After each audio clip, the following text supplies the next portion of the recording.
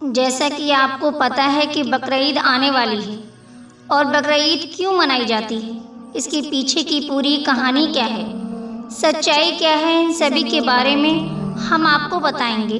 لیکن اس سے پہلے آپ سے گزارش کرتے ہیں کہ ویڈیو کو آخر تک ضرور دیکھیں۔ آپ جانتے ہیں اللہ اپنے نبی اور بندوں سے بہت پیار کرتا ہے اور ان کا امتحان بھی ضرور لیتا ہے۔ کچھ اسی طرح سے حضرت ابراہیم علیہ السلام کو احساس ہوا۔ ہزاروں سال پہلے حضرت ابراہیم علیہ السلام ایک بار آرام فرما رہے تھے، تبھی آپ کو نیند آ گئی تو آپ کیا دیکھتے ہیں کہ اللہ تعالیٰ فرماتا ہے، اے ابراہیم، اپنی سب سے پیاری اور عزیز چیز کو میری راہ میں قربان کرو۔ صبح ہوئی تو آپ نے سوچا کہ نبی کا خواب کبھی غلط نہیں ہو سکتا، جھوٹا نہیں ہو سکتا، تو آپ کے پاس کافی تعداد میں اس ٹائم اونٹ ہوا کرتے تھے۔ آپ نے 100 اونٹوں کی قربانی دے دی۔ پھر اگلی رات میں غیب سے آواز آئی، اے ابراہیم، اپنی سب سے پیاری چیز کو قربان کرو۔ آپ سوچنے لگے، میری سب سے پیاری چیز تو میرا فرزند ہے، یعنی میرا بیٹا اسماعیل۔ آپ سوچنے لگے، اللہ کہیں یہ دیکھنا تو نہیں چاہتا کہ سب سے زیادہ اپنے فرزند سے پیار کرتا ہوں یا خالق حقیقی سے؟ پھر کیا تھا، جب یہ بات آپ کے ذہن میں آئی تو آپ نے ارادہ کر لیا، اپنے عزیز کو راہ خدا میں قربان کروں گا۔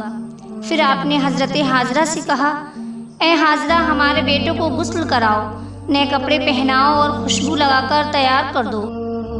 آج ہم اپنے دوست کے گھر دعوت میں جا رہے ہیں۔ بی بی حاجرہ خوش ہو کر اپنے بیٹے کو تیار کرنے لگی۔ پھر حضرت ابراہیم علیہ السلام نے اپنے بیٹے کو لے کر فلسطین سے مکے کی طرف روانہ ہونے لگے۔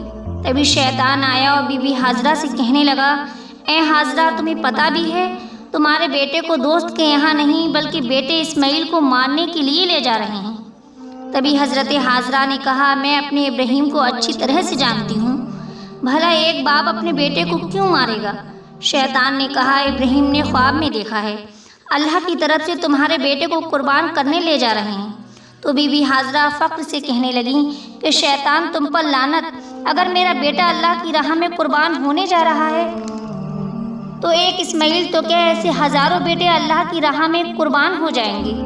پھر شیطان حضرت اسماعیل علیہ السلام کے پاس گیا، تمہیں پتہ بھی ہے تمہارے بابا تمہیں کہاں لے جا رہے ہیں؟ تو حضرت اسماعیل علیہ السلام نے فرمایا، اگر میں اللہ کی راہ میں قربان ہو جاؤں تو مجھ سے بڑا خوش نصیب کون ہوگا؟ پھر شیطان یہی سوال لے کر حضرت ابراہیم علیہ السلام کے درمیان گیا اور کہنے لگا، تم اپنے بیٹے کو کیوں قربان کر رہے ہو؟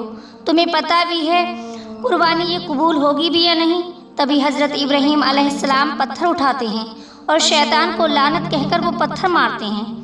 بتایا جاتا ہے کہ تبھی سے مکہ شریف میں حج کے دوران شیطان کو پتھر مارا جاتا ہے۔ پھر آپ آگے بڑھنے لگے۔ پھر آپ اپنے پیارے سے بیٹے سے فرماتے ہیں، کیا آپ کو پتہ ہے ہم آپ کو اللہ کی راہ میں قربان کرنے کے لیے لے جا رہے ہیں؟ تبھی حضرت اسماعیل علیہ السلام کہنے لگے، بابا، اس سے بہتر میرے لیے کیا ہوگا کہ مجھے اللہ کی راہ میں اللہ کے نبی قربان کرنے کے لیے لے جا رہے ہیں؟ لیکن بابا، میری ایک التجا ہے، جب میرا گلا کٹے گا تب آپ دیکھ نہیں پائیں گے، اس لیے رسی سے میرے ہاتھ پاؤں دونوں اچھی طرح سے باندھ لیں، اور میں چاہوں گا کہ آپ اپنی آنکھوں پر بھی پٹی باندھ لیں تاکہ آپ کو رحم نہ آ جائے۔ بس پھر کیا تھا، حضرت ابراہیم علیہ السلام نے اپنے بیٹے کے ہاتھ پاؤں باندھ دیے اور اپنی آنکھوں پر پٹی باندھ لی اور اپنے ہاتھوں سے چھری لے کر آسمان کی طرف دیکھا اور کہا، اے اللہ، اگر تو مجھے 1000 اسماعیل بھی دیتا تو میں ہزاروں اسماعیل تیری راہ میں قربان کر دیتا۔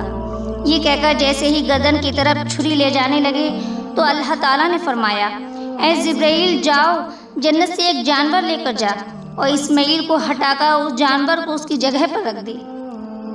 ابراہیم اپنے امتحان میں پاس ہو گیا۔